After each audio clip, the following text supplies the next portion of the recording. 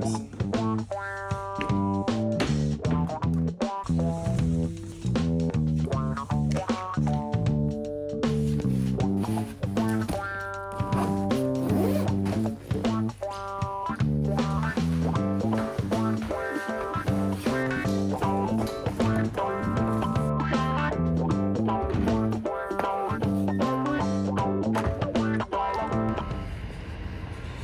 Good morning. So today's gonna be a long day.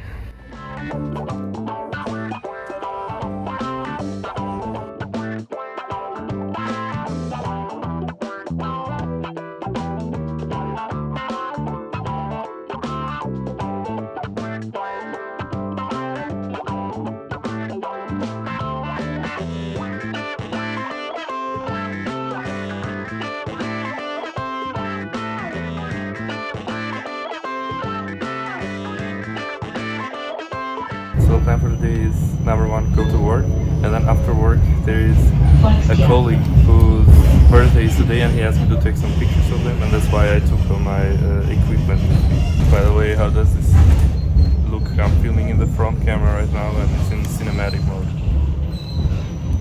I think it looks nice.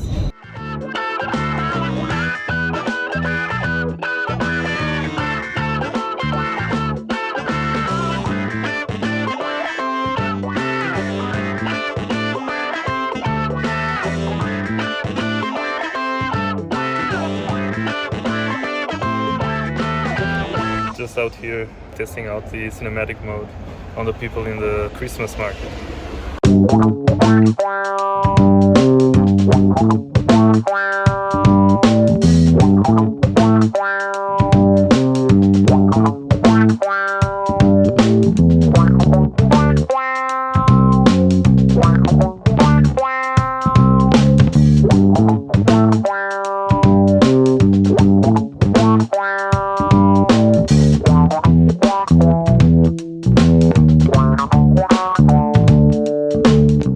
Work is now done and getting ready for the shooting part. Got a softbox with me because I don't have a blitz, and we'll see how that goes. Really looking forward to testing this new 24-70 today for the first time, but a review about that will come soon.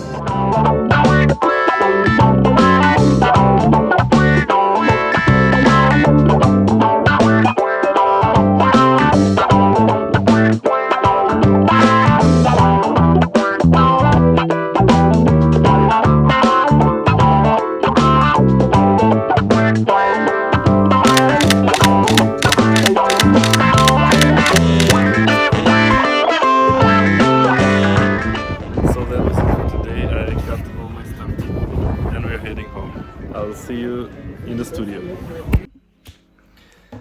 So, before I edit this video, I also wanted to express my experience vlogging with the iPhone 14 Pro. I'll begin by saying that I've had this phone for only a few weeks at this point, and before I used to have an iPhone 7. So I'm not really used to this new 3-lens camera systems on the new iPhones, and also all the other options like cinematic mode, ProRes recording, now also action mode.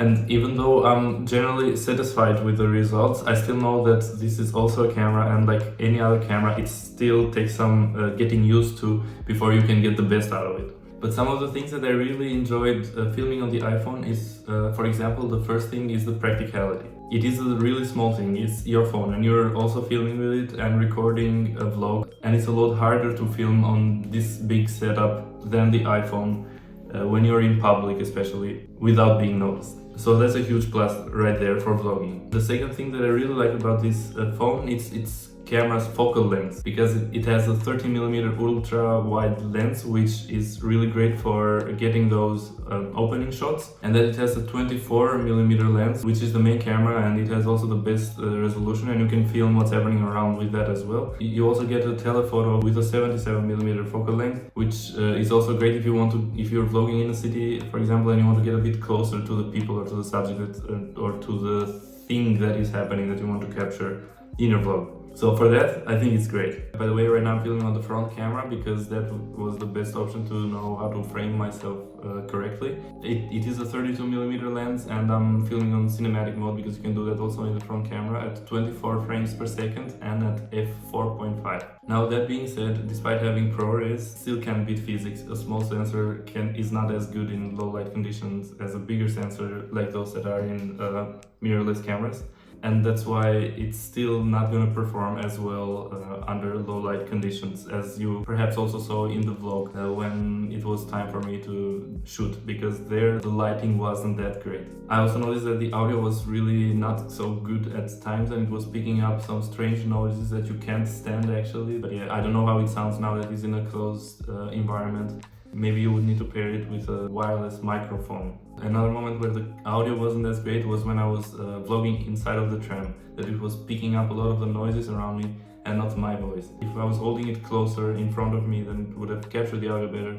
But then again, when you're vlogging, you're gonna have it in that position. All in all, seeing the progress the iPhone has made in the past few years, I do believe the moment where the iPhone is actually going to be able to replace a mirrorless camera for many people is just around the corner. Now, I don't mean that the footage coming from the iPhone is going to be better than that of the mirrorless camera. What I'm saying is that it's going to be good enough for most people to film on their iPhone than to spend thousands on a mirrorless camera. In this environment on social media with YouTube and Instagram and TikTok, where most of the social interactions between people happen on these platforms, we also need more people to produce valuable content to put it on this social media so that this interaction can become meaningful. And I don't know if it's ever going to be able to replace the real interaction face to face, but it's definitely a step forward when more people are contributing to it. Having this kind of devices allowing people to tell more stories and more valuable stories is definitely an improvement. And that's why I'm very happy when I see this technology improving every time and then lowering the bar for people to contribute with the stories that they have to tell and the things that they have to say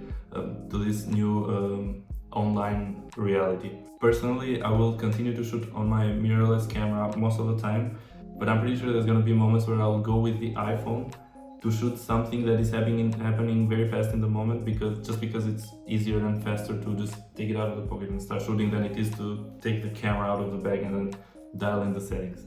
So that is the job position that I'm giving the iPhone in my filmmaking toolkit, and that was it for this video today. If you liked this video and it brought value to you, make sure to hit the like button and subscribe to the channel so that you don't miss these kind of videos in the future. And also let me know in the comments below what you thought about the footage and how the vlog turned out on this iPhone and what you think about it generally, whether you think it's enough for your needs or not. That was it for me. I'll see you on the next one.